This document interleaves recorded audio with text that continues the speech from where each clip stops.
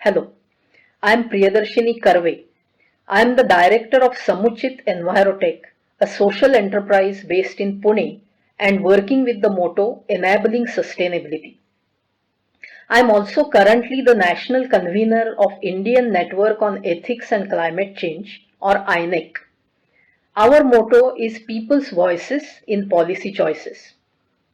This is the fourth episode of the series. Let's try some thought experiments. Links to the previous episodes are in the description, and links to the future episodes will be added as and when new videos are made.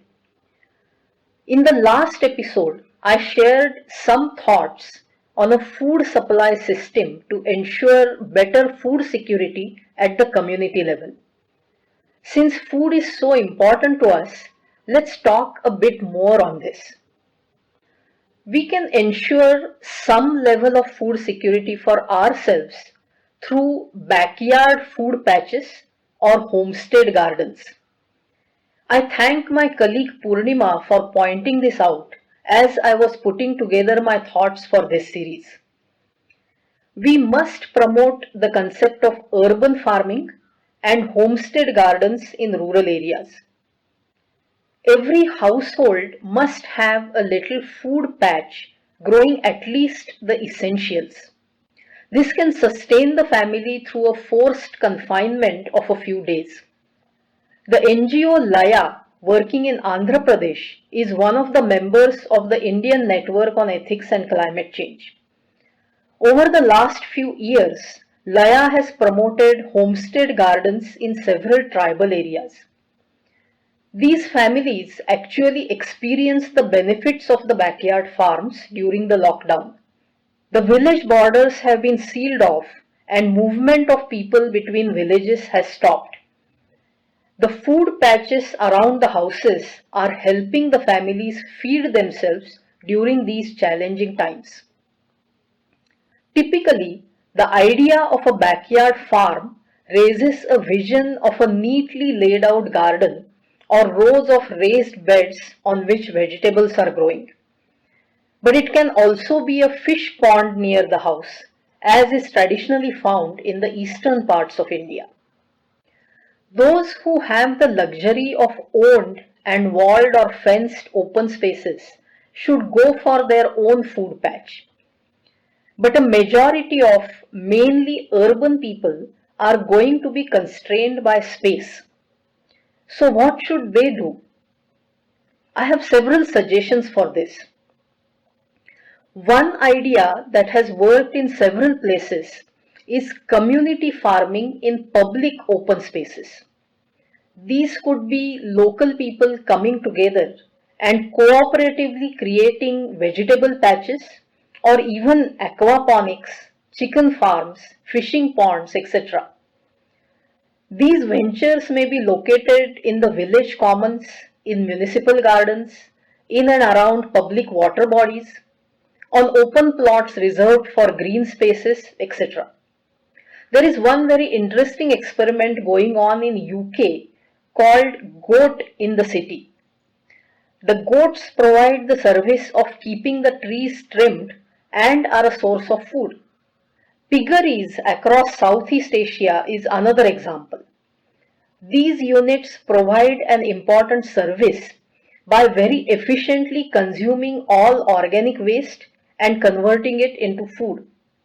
A community can go for a system that is in line with their cultural food practices, maintain proper hygiene and safety norms, use wastewater and organic waste smartly as inputs, and it will have its own low carbon, sustainable and local food source. But these are not the only spaces available for such community farming experiments. Such farms could also exist along road dividers, road sides, spaces under flyovers in cities, etc. This may not be feasible for animal farms, but is definitely possible with plants. And these may be created as a public service by the local citizens, where anyone who is in need of sustenance may take the produce. Imagine If we had such freely accessible vegetable and fruit gardens across our cities today, these might have provided some relief to the urban poor. There are also some interesting concepts like vertical farms along walls and sides of buildings. But I feel that one can also explore the possibility of indoor farms. Can the landings in the staircases of high-rise buildings be partially used for such farms? I think it is certainly possible. Availability of light is a concern for you, but typically the lights are kept on through the night time along the staircases. If we use white LED lighting and direct the light properly to our vegetable patches, it will solve the lighting problem. By the way, there is nowadays a fad of having indoor plants that are supposed to remove pollutants and purify the air. There is no scientific truth in such claims. Use your indoor space for growing edible plants instead. That will help you far more.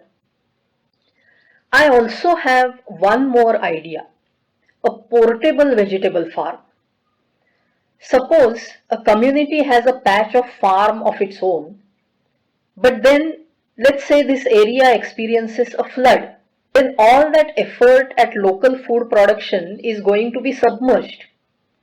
So a better strategy may be to have a portable farm. Under normal conditions, this has the advantage of being moved around to avoid the shadows of nearby buildings or trees, etc., as the orientation of the sun changes in the sky through the seasonal cycle. In the case of a disaster like flooding or cyclone, the entire garden can be shifted to a safe space. One can use plastic planters or thin sheet metal trays for such a portable garden. I won't use earthen pots due to their weight, the general mess that they create due to seeping out of water, and their potential breakability during shifting. Having a food patch so handy has the added advantage of automatically enhancing the nutrition for the women of the household.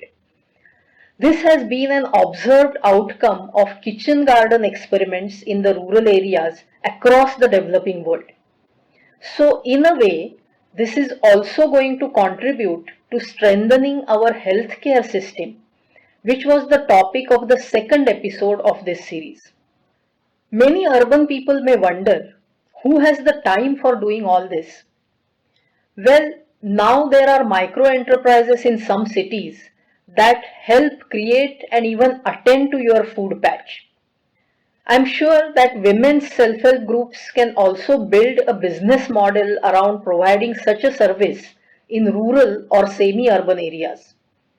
But apart from that, this can be a very good activity for senior citizens to stay physically and mentally fit. Where there is a will, a way will be found. What do you think of these ideas? Do you have more ideas to share on such local food patches for food security?